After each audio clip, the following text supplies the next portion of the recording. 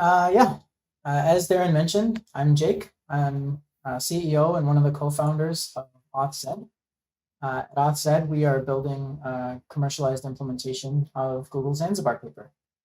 So the Zanzibar paper is something that we know and love very well. The Zanzibar paper was released just about 2 years ago now, in the summer of 2019. And the lead author was Roming Pang, and then there were about 8 or 9 other authors. Okay, so just a quick introduction of myself. As mentioned, I'm the CEO and co-founder of Authzed, but I've also worked at a lot of really other cool places on a lot of other really cool things. So before founding Authzed, I worked on a project called Quay that got bought by Red Hat. Red Hat got bought by IBM, et cetera, et cetera. I was at Google pre-Zanzibar. I was at Amazon working on the e-commerce platform. And yeah, all in, I've been building and developing developer tools and distributed systems for over 15 years. And tonight, I hope to impart on you that Zanzibar is a good enough paper to drop everything and start a new business. So that's just how impacted I was by the paper and the contents of the paper, and I'd like to share with you why.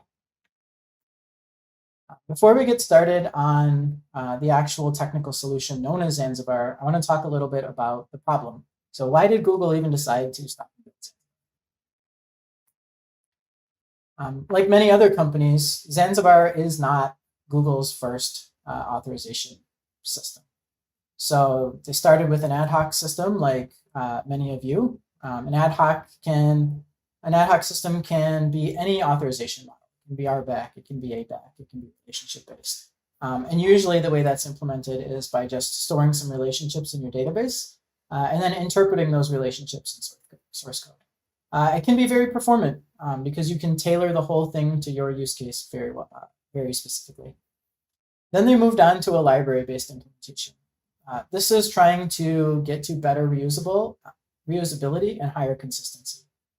So when a library-based implementation, there was one shared piece of source code inside Google that all services would compile into their service binaries, and then they would have a consistent way of checking authorization. The library also suffers from some problems, but has some nice sides. So the library can, again, represent as many different authorization models as you want. It does give you a consistent way to interpret relationships, but they're often language specific. So usually you will have a library and then either a re-implementation of that library for each language or bindings for each language. Some common examples of library-based authorization systems today are like Ruby's can, OSO, Caspin, Django has an RBAC built in, those kinds of things. But finally, Google landed on their most recent iteration, at least that we know of authorization, which is a network service called Zanzibar. And a network service is really well suited if you have a suite of applications that are all talking to the same permissions model and the same permissions data. And it gives you language portability. So all you have to do is create a new client library for the language that you want compute permissions in. So I'm going to start with some basic requirements for an authorization service that could be used at any enterprise, or some requirements that would be applicable to most enterprises. So if you are going to do an application suite or more than one application in your permission system, you probably want it to be multi-model. In Google's example, they use the same service to back things like Google Drive, which is sharing based or like point-to-point sharing based, and things like YouTube, which are one-to-many, or Google Cloud IAM, which is more of a RBAC system. You want it to work across applications uniformly. So a great example of this is when you're about to send an email with a link to a Google Doc that the recipient doesn't have access to, Gmail will warn you. And the way it can do that is because it actually talks to Zanzibar ahead of time and says, it knows the identity of the recipient, and it says, does this recipient have access to this doc? And if not, it throws up the warning. You can also build higher level visibility of your permissions on top of a network service. So once all of the data is concentrated, you can start answering questions like who has access to what, is anybody over permission, those kinds of things. And then any permission system, you're going to want it to be correct foremost, because you don't want to give out wrong answers, because then the whole game is lost if you start giving people access to things that they shouldn't have access to. And ideally, it will also be consistent. And I'll touch upon consistency quite a bit later on in the talk. But Google being Google, they also have some googly requirements. So Google has billions of customers. There aren't that many companies that can say that. Their authorization service, as we'll talk about later, also performs millions of requests per second across trillions of objects that Google is managing. And it has to do all of this quickly as to not impact the user experience too much, reliably, and from anywhere in the world. So Google has users on all 7 continents. I want to talk about reliability for a second. So a lot of services think that like 99.5% uptime is a really great reliability metric. If you've read the SRE book, you know that Google calculates uptime based on as successful requests divided by all requests. So at millions of requests per second, even 99.5% uptime is over 4 billion failures per day at Google scale. So this is something that they really have to focus on and do really well. So that takes us to the Zanzibar paper itself, the paper that started it all. Like I said, this came out in the summer of 2019.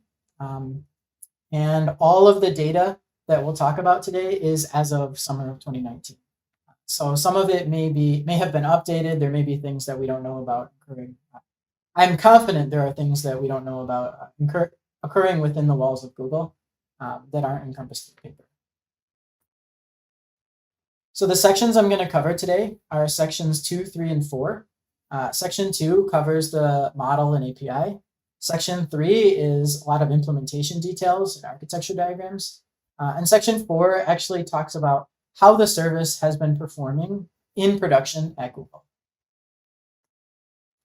So without further ado, we'll jump into the model, language, and API.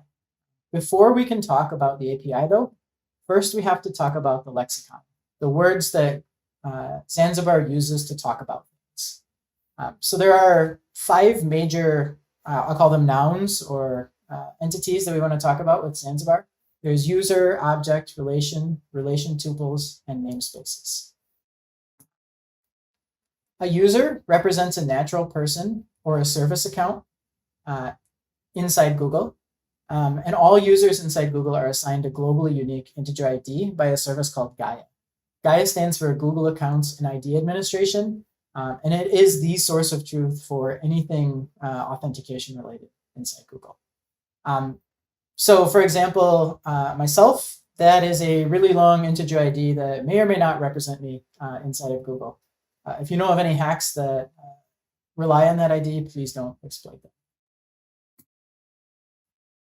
So then we have objects. Objects represent non-user entities that participate in permissions decisions. They're unique identifiers prefixed with an object type. So I have an example of a folder called secret plans, and I have a doc called secret doc ID. But other things that could be objects would be like groups, videos, roles, if you're implementing RBAC on top of Zanzibar, organizations, those kinds of things. Then we have relations. So relations are the way that one object can be related to another object or even directly to a user. And some examples of relations are you can be a member of a group, you can be an editor of a document, you can be an uploader of a video. And those relationships that you have to that piece of data may confer specific permissions or authorization things upon you. So what happens when we combine objects, users, and relations together? We get relation tuples. Relation tuples are individual facts or an individual datum which expresses a single relationship inside the Zanzibar service. They have this super terse, easy to read a lot of syntax, but not super easy to understand. So I'm going to walk through a few examples of the relation tuples. So in this example, this relation tuple says that user 3 is an owner of a document, and that document has identifier 123. That 123 is obviously just made up. That could be a UUID, it could be a database row number, it could be really anything. And the number 3 is the integer representation of that user within. But objects can relate to more than just users. They can also relate to other objects. So in this example, we have an object that says that the group security is a direct member of the group engineer. You'll notice there's an ellipsis in there. That ellipsis is just a magic string constant, which means that we're talking about the group as a whole, the group security as a whole, and not a subrelation of the group security. And the reason we need that is because objects can also relate to other objects' relations. So in this example, users or other objects having the member relation to the leadership group also now have the manager relation to the engineering. I'm going to pause on that one for just a second because it is sort of interesting and also the most complicated relation tuple format inside of Zanzibar. So yeah, relation tuples represent relations, and they have a very terse and hard to understand syntax, but basically it's an easy to understand concept. And that brings me to namespaces. So namespaces actually define the object types, those prefixes that you can use when you're building relation tuples, and the relationships that they can have to other objects or users, as well as instructions on how to reinterpret relations to infer other relations. Here's kind of an eye test example of that. This is a namespace example lifted straight out of the Authzed playground, and it defines an object type called document. And then it has the relation, a direct relation called writer. And then it has a computed relation called reader. And the computed relation for reader says, I want you to consider everybody who has the direct relation of reader and also users who have the relation writer. So what we're basically saying here is that all writers should be considered readers. Okay. And when we put all of this together, these relationships and computation and all this stuff, what are we actually doing? We're building a directed acyclic graph, of course. So in this example, this is similar to the one we just saw. But in this example, we have an owner relation instead of writer. And then we have an indirect relation that actually goes through another relationship called organization and brings in the administrators of that organization and also considers them as owners. And those owners and admins together are also considered readers. And then you can have direct readers. So just an example of how to read this. Fred is a direct reader of some document, and Jill is a direct owner and a transitive reader of the document. And Hannah is an admin of the org, and Hannah is also a transitive owner and a transitive reader of the document. So now that we've got the terms out of the way, let's talk about the API. So the API has your basic CRUD operations for relation tuples. So these are creating, reading, modifying, and deleting those relation tuples to build up those relationships over time. There's an API to watch changes that are occurring on those relation tuples. This is really useful for pieces of infrastructure to understand what's happening. For example, you could have a cache that was watching mutations, or you could also have like audit logs that are watching mutations. There's an expand API, and what an expand API does is it goes to that directed acyclic graph and it flattens it and basically turns it into a tree and gives you the entire tree contents so that you could choose to interpret those relationships how you wanted.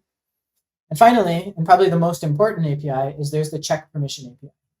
The check permission API will answer the question, does user X have access to object Y? And then there's also a way to answer that with bounded statements. And I'll go into that a little bit.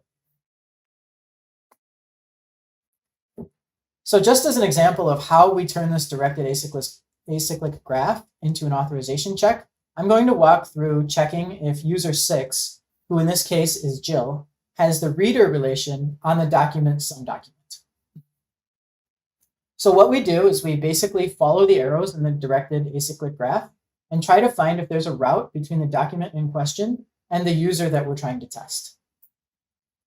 So in this case, we are able to find a path between Jill and the document. So Jill is considered as having the reader relation on the document. And you could consider, or you could understand how this could become a permission by saying that if you have the reader relation, you are allowed to read the document. And the last thing in the API that I want to talk about are Zookeys. It doesn't say this in the paper, but Zookeys are presumably a portmanteau of Zanzibar cookies, and they represent a specific point in time. When these Zookeys are passed back to the service, they force check requests to use information in the system that is at least as fresh as the point in time represented in the Zookie. It being at least as fresh is a way to set an upper bound on the amount of staleness that you're willing to accept as the caller. They are opaque to the caller, so similar to a lot of web cookies, you don't really know what's stored in them as a user. And you should actually have them live with the data so that they are updated and replicated when the data is, and you can pass them back when you want to do permissions operations against the data. And they solve the new enemy problem. I'm not going to assume that you all know what the new enemy problem is, so we'll define it. The new enemy problem is when you apply old ACLs to new content, or when you evaluate changes to ACLs out of order. I will run through an example of the former. So in this example, we have two users. We have the user Lex and the user Kara. Lex has the reader permission or the reader relation on plans, and Kara as an administrator of the plans document. So at time T1, Kara removes Lex's reader permission. At time T2, Kara uses her admin permission to mutate the document and add secrets to the plans. This makes Lex an enemy because Lex should not know about the secrets that are added to the plans document. At time 3, Lex attempts to read. Because this is a distributed system, potentially the data used to compute the permissions response could be stale. And we could use data from before time T1. For example, at time T0, when Lex had reader permission. This will allow Lex to see the secret plans that he shouldn't be able to see because his permissions were revoked before the secrets were added. And since Lex is a villain, chaos obviously ensues. So how would this change if we use Zookeys? Similarly, at time T1, Kara will remove Lex's reader permission. At time T2, Kara will use her admin permission to add secrets to the plans, and she gets back one of these Zanzibar cookies that codifies that future requests should happen after time T2. They should consider only data that was created after time T2. Now, when Lex attempts to read, the T2 Zookie is sent back with the access request when Lex attempts to read the document. Zanzibar determines that it needs to use information from after Lex's reader permission was removed. And then now Lex is denied. And we've saved the day. So the crisis is averted. Our new enemy remains unable to read the secrets that we've added. Okay, that sums up the API. Now let's go into the really fun part, the architecture and implementation. The paper segments these different portions into sections as if they were developed independently. Knowing the way that Google operates, I have to assume that they were all co-developed. So you'll see a lot of things in the API that were influenced by the architecture and things in the architecture that were influenced by the performance, etc. So we're going to start with another eye test. This is the architecture diagram directly from the Zanzibar paper. Data persistence is in green.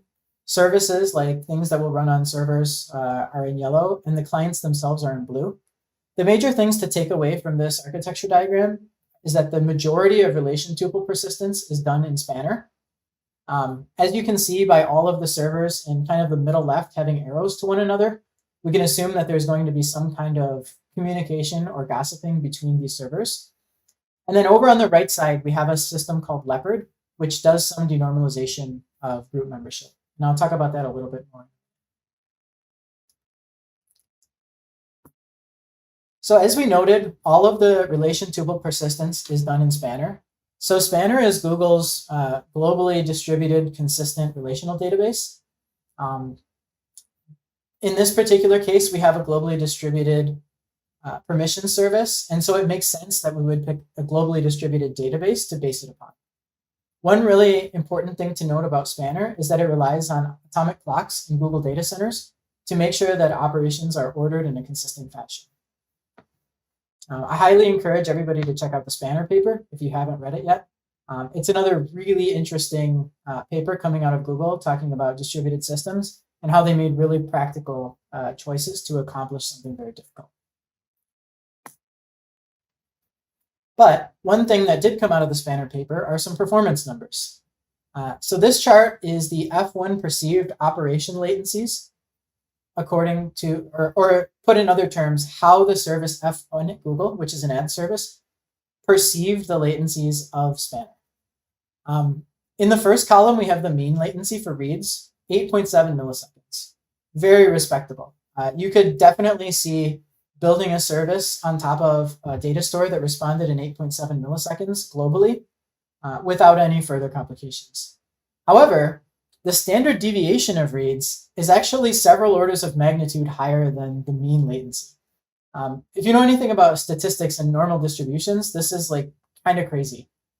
But because of the way Spanner replicates data, it's sort of unavoidable.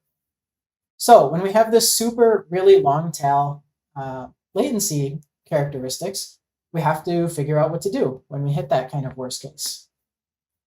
So the Zanzibar strategy is to make as few calls to Spanner as humanly possible. And there's a variety of strategies that Zanzibar uses to reduce the amount of round trips to Spanner. So the first thing that we do is we can break down the main problem into parallel subproblems. So rather than putting a lot of load on one Spanner node that might be overloaded, we can try and talk to a bunch in parallel. At the service level in Zanzibar, we can actually cache every problem and subproblem to make sure that we're not recomputing data and making more round trips to Spanner if we don't have to. Once we've got the cache in place, we want to try and reuse it as much as possible.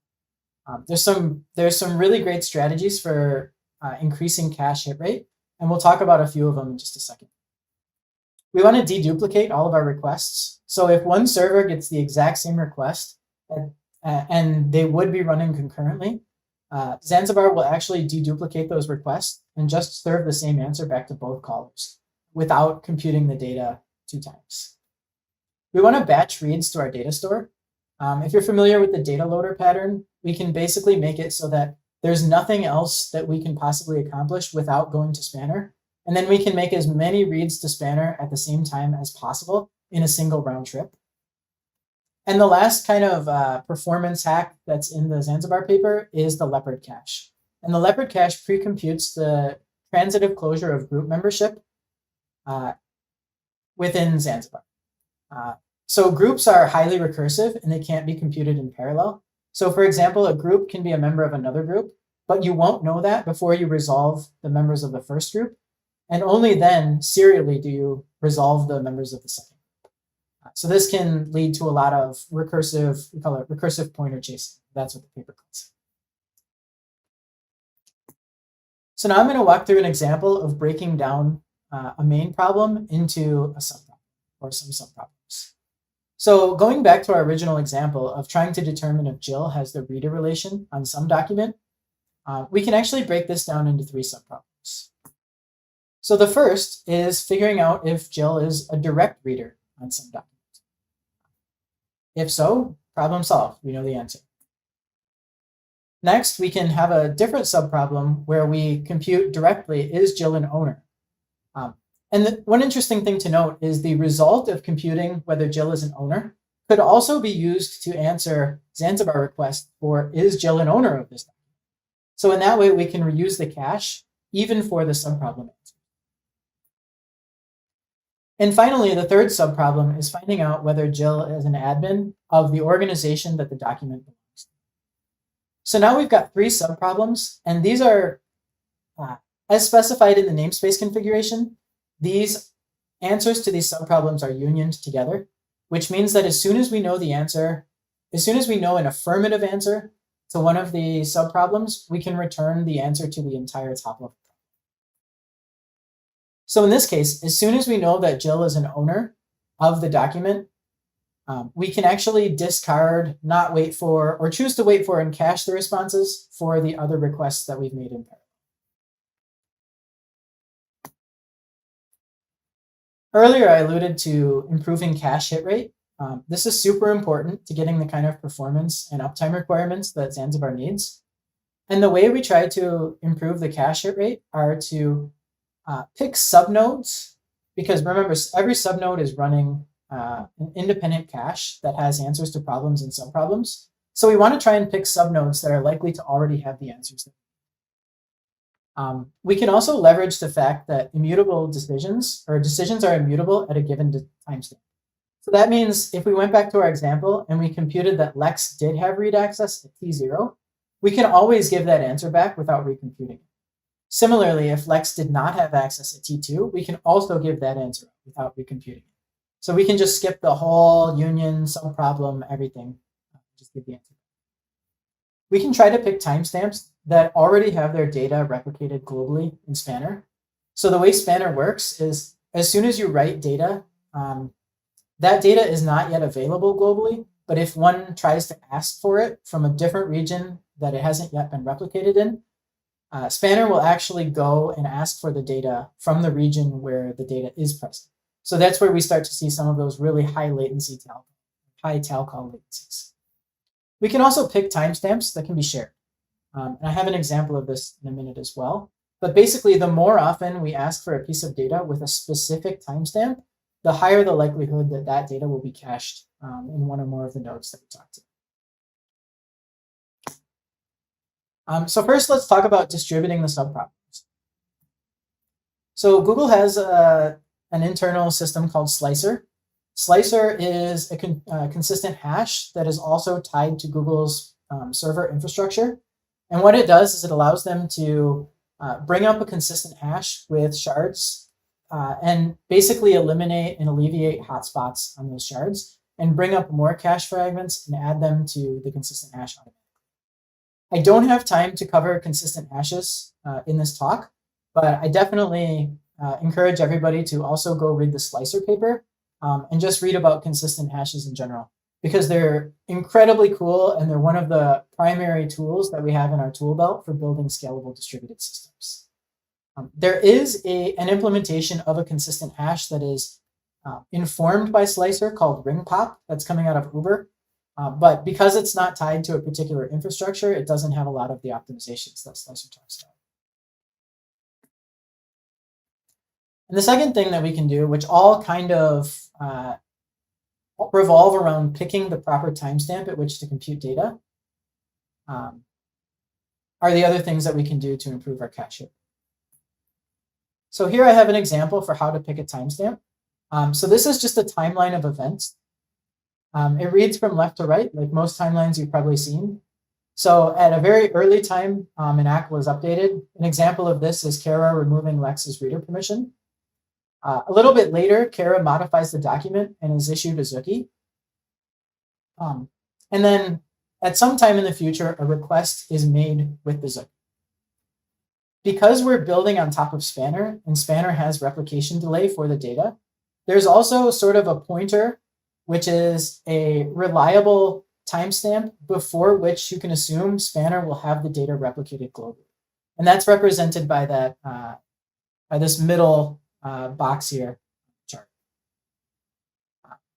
So now we're going to talk about how we pick a timestamp given these specific events occurring in this specific. So first, we can talk about the valid evaluation.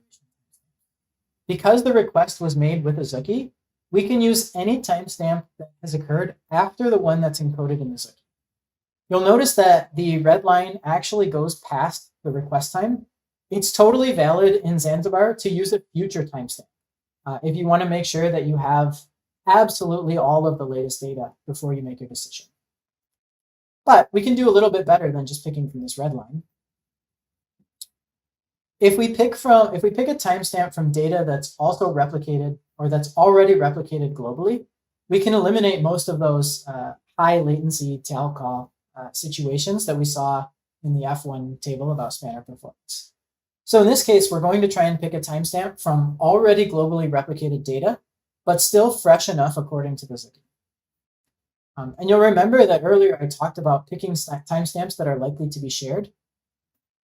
One way we can accomplish this is by quantizing our timestamps and making them, essentially rounding them, and making it so that we're likely to pick the exact same timestamp in a distributed fashion from a variety of different servers making these authorization evaluations. One thing to note is that the quantization that you pick directly drives hit rate, but it's not as obvious as just making the quantization as large as possible, because the wider you make the gaps between those quantization times, the less likely you are to actually be able to pick an old enough timestamp that's also newer than the Zookeys. So it's kind of a parameter that you want to play with and look at your cache hit ratio for each type of data that you get, or each access pattern. So the Zanzibar paper didn't actually publish cache hit rates, but we're lucky that there's another implementation of Zanzibar called Airbnb's Himeji that did publish their cache hit rates. And they're seeing a 98% cache hit rate using some of the same distributed systems primitives or the distributed systems techniques that are described in the Zanzibar. 98% is a really good cache hit ratio. So that is how Zanzibar was implemented and some of the distributed systems choices that they made. Now let's talk about how they did. Right? This is obviously a huge service at Google, taking a huge amount of traffic. So the first thing to note is that on the latency front, Zanzibar does really well. So with a mean latency of 3 milliseconds, so the 50th percentile, I guess the median latency of 3 milliseconds, and a 99th percentile latency of 15 milliseconds, this is a fast service. You can safely call out to this service if it's in an interactive user flow. Right? So if somebody makes an API request, it's okay to call out to Zanzibar because you're likely to get your answer back very fast. Next, how does it scale? It's a distributed system, so we want it to scale really well. So in their own words, Zanzibar serves more than 10 million client queries per second, QPS, and it does that across 10,000 servers. I've built some high-scale services, but 10 million QPS is still a really impressive number. And we've kind of come to expect 10,000 servers on Google, which is mind-boggling in and of itself. And how about uptime? And again, in their own words, Zanzibar's availability over the past 3 years has remained above 5 nines. If 5 nines sounds familiar to you, that's also the uptime target that the plain old telephone system used, or telephony systems use for their uptime requirements. So these are things that Google wants to just work. If we take our same 10 million requests per second and we use 5 nines of uptime instead of 99.5, you can see how drastically that will reduce the 4 billion failures per day that we expect at 99.5. Okay. This brings me to the last section of my talk, the various implementations and their deviations. So there's actually 3 kinds of Zanzibar that I like to think about. There's Zanzibar, the service at Google, which has presumably moved on 2+ years since the paper was published. So it is not the Zanzibar that we all know from the second type of Zanzibar, which is Zanzibar the paper. And then there's what I like to call Zanzibar the meme, which is that everybody is doing Zanzibar right now. So you'll hear about it more and more as time goes on. But not all, I'll just say that not all Zanzibars are created equal. So for each implementation that we're going to go over, I'm going to show one of these like example scorecards. And I'm going to break the scorecard down into 5 sections. So paper faithfulness, right? How much of this is Zanzibar the meme versus Zanzibar the paper? Scalability. How much do we know about how well this individual implementation will scale? Which cap compromise did it take? If you're familiar with distributed systems, you're probably familiar with the cap theorem, which states that you can only have 2 of the 3 of consistency, availability, and partition tolerance. And because a single machine failure represents a partition, partition meaning network partition, but a single machine failure is indistinguishable from a network partition. So you won't find a valid distributed system that's CA. They're all CP or AP. And I'll evaluate where each implementation lands on that distributed system cap compromise. Then I'll talk about whether the implementation has solved the new enemy problem the way Zanzibar has, or through any other method that we can surmise based on what we know. And finally, I'm going to rate the developer experience. Google has the benefit of being able to require people within Google to use Zanzibar. Outside of Google, you'll find that a lot more services have to attract people to using the service. So there is room for improvement in the developer user experience versus what's shown in the paper. So the first implementation, Zanzibar itself. It's the service that started it all. It was the cause for creating the paper. In terms of deviations from the paper, there are rumors of some unpublished work around improving the dev UX. I'm not privy to any of the details there, but we can assume that the service has not stood still since the paper was published in 2019.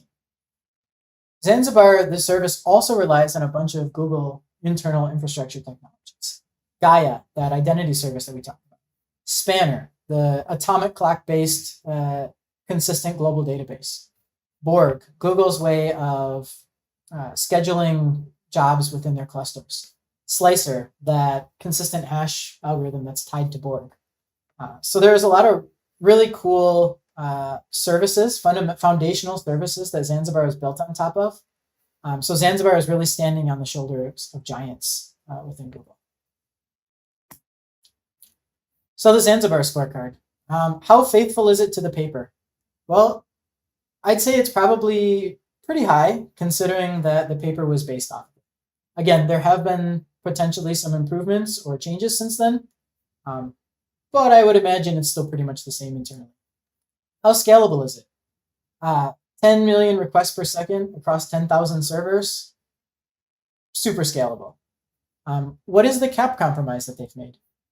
Well, because it's built on top of a consistent data store, and if that data store goes away, it's actually CP, right? So they will choose not to give an answer versus giving a wrong answer.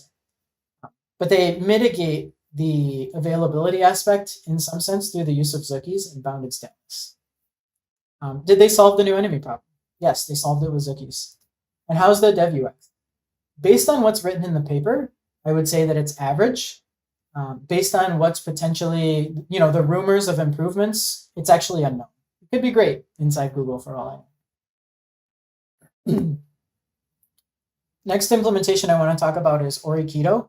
Orikeeto gets a lot of press inside Hacker News or around various communities by virtue of being open source. As of recently, Orikeeto does not support user set rewrites or Zookeys, as far as I can tell. And it has also not yet implemented most of the scaling strategies from the implementation section of the paper. So Orikeeto is more of a Zanzibar API implementation than a Zanzibar the service implementation. So how does it do on the scorecard? Paper faithfulness, the APIs, it seems like they've really gone to pretty good lengths to replicate the APIs. So I'm giving it a medium. Only a medium because they don't have Zookeys and user set rewrites, which are actually foundational and very important to giving the right answers. Orikeeto does all of its persistence to a database or to another data store that's implemented behind a driver interface. As of right now, with a database backend, I would rate the scalability as low, especially considering that they haven't implemented most of the distributed system scaling techniques. Where is Orikeeto on the cap compromise? Without being a distributed system, they don't have to make a cap compromise. Or put another way, they are sacrificing both partition tolerance and availability for the sake of consistency. Is the new enemy problem solved? Well, if it's not a consistent system or not a distributed system, and it's always going back to the source of truth of replication or relation tuples, then yeah, it's solved. You can't serve stale data if you always only read the freshest data. And how is the dev UX? Based on the fact that you can't do user set rewrites, and they have made some sort of puzzling changes to even the API explained in the paper, I would have to rate the dev UX as poor. There's another hosted service similar to Zanzibar within Google and our own service Authzed called Sandcastle. This is a new service that Auth0 is currently developing. It's in private beta. There is almost no information about the implementation. They do have a playground that you can play with online to see how some of the APIs work. From my playing with the playground and reading of the documentation, it doesn't appear to support Zookeys. But it does support relation rewrites. We don't know a lot about Sandcastle, so the scorecard is going to be a little confusing.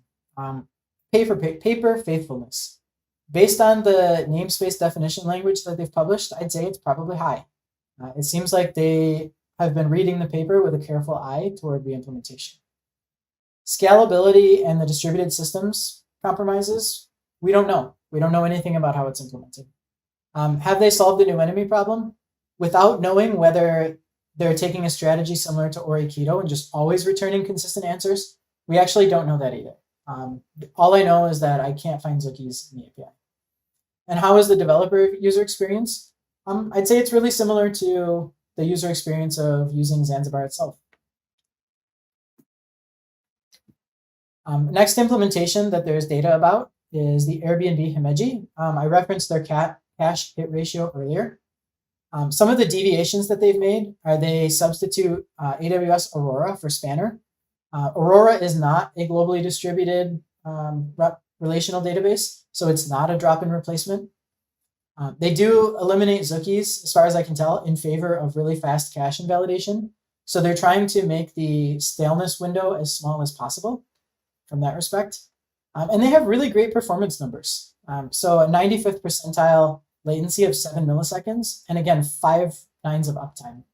One thing to note is one of the authors on the Himeji blog post is also one of the authors cited on the Zanzibar paper. That's Abhishek Parmar. So I'm assuming that he had some influence on the architecture. So the Himeji scorecard, paper faithfulness, seems pretty good. We don't have a lot of details. They did do some of the syntax in the blog post. Scalability, very high based on the numbers that they've published. The cap compromise, if they are doing cache invalidation the way that the blog post talks about, that would make them an AP system. So they're prioritizing availability over consistency. Without Zookeys, it's hard to say whether they've solved the new enemy problem, but it seems unlikely given that it's an AP system versus CP. And the dev UX seems average as well, based on what's written in the blog post. The newest kid to the block was just published this week. This is coming out of Carta. They also are doing Zanzibar. Some of the mutations they made from the paper, they built a custom index for handling dense graphs. Without any further details, I could assume that that might be something like the leopard cache, where they denormalize deeply nested membership, but I'm not sure. They added a tenancy concept. So Zanzibar as written does not have any sense of tenancy. So one client can mutate the namespace definitions and objects in the way permissions are computed for other services. One thing that's really interesting is they've invested a lot in working on attracting people to the platform. So within Carta, they have to actually attract people to use their service. So they've added things like tuple templates and visualization to make it easier to integrate with their service. They did give some performance numbers based on their cache, but not on the overall service. So the only performance numbers that we have to go on are 4.3 milliseconds for easy checks and 16.4 milliseconds for their harder checks in a dense graph. But they say that they'll write more about this in the future, so you can stay tuned to the Building Carta blog. Whole lot of unknowns on this scorecard, but based on their investment in developer user experience, I think that it's probably a really great experience to use this service inside Carta. And this brings me to the final implementation that we know about, which is our own. So the Authzed is another hosted service. It's closed source as of right now. One of the deviations that we made is we substitute CockroachDB for Spanner. CockroachDB is an open source relational database that's globally distributed, and it's inspired by the Spanner paper. So it has a lot of the same performance characteristics and APIs of Spanner. Another deviation that we made is we don't have a Gaia to tell us everything there is to know about our users. So we decoupled our notion of users from any identity provider, and users are objects just like any other. We are launching a schema definition DSL this week, which will make it much easier to write those namespace definitions like the iTest example that I showed earlier. In our new DSL, that iTest will be about 3 lines long. I'm really excited to launch that and get it into people's hands. And the last thing to note as we move into the scorecard is this is our service, so my bias level is obviously going to be off the charts. So please take this with a mountain of salt. How is Authzed's paper faithfulness? I can say with assurance that as we've been implementing this service, we've had an eye on the paper the whole time. So our faithfulness is high. The scalability, I'm only rating at a medium right now because we just don't have the same numbers as Google and Himeji have to publish. But we have implemented most of the distributed system concepts that we talked about in section 2. Cap compromise, because we're so faithful to Zanzibar, we are also a CP system. And the new enemy problem is also solved with Zookeys the same way as in Zanzibar. Based on our requirement of having to attract people to our platform, I will also rate our dev UX as higher than the paper because we want people to really enjoy and use our service out of love and not out of being forced to. Okay, so that brings me to our conclusion. So Zanzibar is really ushering in a brand new authorization paradigm. So it's relationship-based rather than role-based or attribute-based, like things you may have seen in the past. It brings data and schema together so that we can really be aggressive about caching the decisions that we're returning to the callers.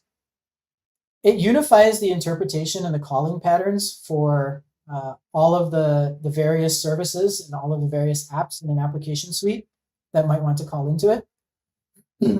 And obviously, Google built it with an eye towards scalability from the very beginning. So a lot of times in kind of this space or in any space with any kind of like standards bodies, you'll often end up with really elegant, really great specifications that are hard or impossible to implement scalably. So, my hat's off to Google for building such an incredibly powerful service that scales as well as it does. So that's it. Thanks for watching. I'd like to invite everybody to join us on the Zanzibar Discord, where you can talk about any of the implementations that we've talked about tonight, the paper itself, or Authzed. So you can scan the QR code or type in that link. And with that, I'll take any questions if people have them.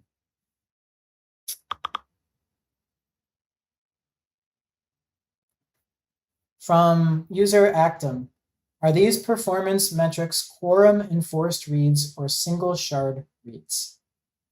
So the metrics that we saw earlier were for safe reads. Safe reads are for ones that are already globally distributed. There is no need for quorum enforced reads in Spanner because Spanner will tell you, or Spanner will go and talk to the nodes that it needs to talk to get enough data to know that there are no transactions that will currently mutate and invalidate the data that you're talking, or the data that you're interested in. So that's not a thing like you would see in some other different like Raft or Paxos implementations.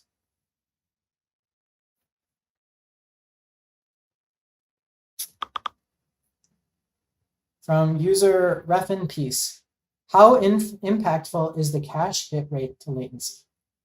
I don't have a graph to show you, but if we think about the worst case performance of Spanner having hundreds of milliseconds, like the tail call latency, and then we think about the idea that you sometimes have to make several round trips to Spanner to answer a single question when you're doing that kind of recursive pointer chasing, very impactful, right? If you have to make 5 or 6 round trips to Spanner, and each one of those is taking you potentially hundreds of milliseconds, then getting to a 99th percentile target of 15 milliseconds would be impossible. So it's almost entirely driven by, the performance numbers that you see are almost entirely driven by cache hit rate. This would actually be a great idea for a blog post in the future, because at Authzed, we can actually change our cache hit ratio by changing our quantization and develop that graph. I think that would be a great graph to share with the community.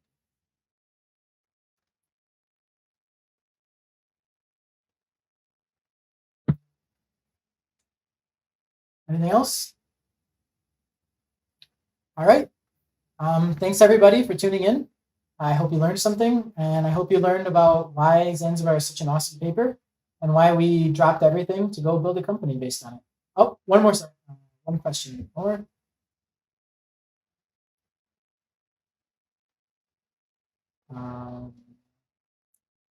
Okay. Okay, from user Actum again. If the longest tail reads were just waiting for replication to get around to the shard they were querying, i.e. if the request timestamp was in the future relative to a particular shard they hit initially, I totally forget how to read path works for Spanner and was wondering. No, so they don't just wait around for data. They will actually go and make a cross-region read to try and resolve the data that is not present. So it just takes a really long time to go dredge up data from Europe. Okay. All right. Thanks, everybody.